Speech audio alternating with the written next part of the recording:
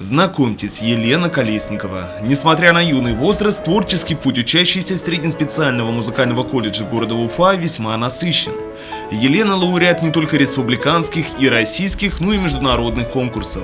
Звезда музыкальных сцен страны и мира родилась и выросла в Сибае. Первые азы получила в нашей музыкальной школе. В родном городе это ее первый сольный проект.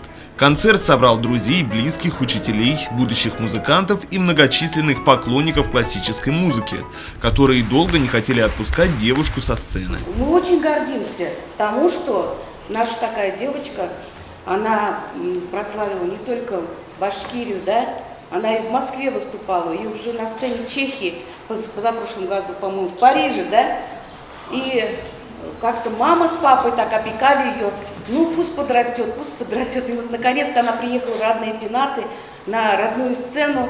Я очень рада тому, что ты у нас на наших глазах так растешь, хорошеешь, дальнейших тебе творческих успехов, новых достижений, чтобы у тебя все в жизни сбылось. Все получилось, а мы только рады встрече. Ожидания зрителей оправдались в полной мере. Юный музыкант исполнила знаменитые произведения известных композиторов, таких как Бах, Бетховен, Прокофьев и другие. Широта репертуара поразительна, ровно как и виртуозность исполнения и высочайшая интонационная культура пианиста.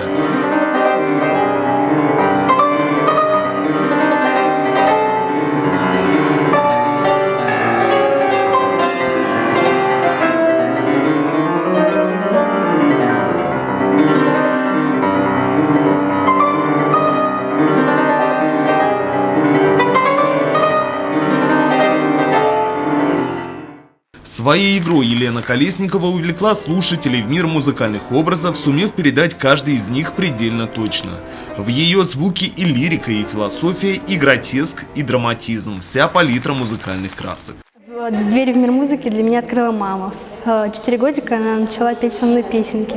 Заметила, что у меня есть слух, и отвела в музыкальную школу. До 6 лет я занималась у педагога Галины Ивановны Аслон. В 9 лет уехала в Уфу, в средний специальный музыкальный колледж к педагогу Ларисне Валямовой. Участвую в разных конкурсах и концертах. Занимала первые места за границей в Италии, Париже, Вене, Чехии и по городам России. Я очень рада, что пришли все мои близкие, знакомые, послушали меня. Я очень счастлива, что дала этот концерт.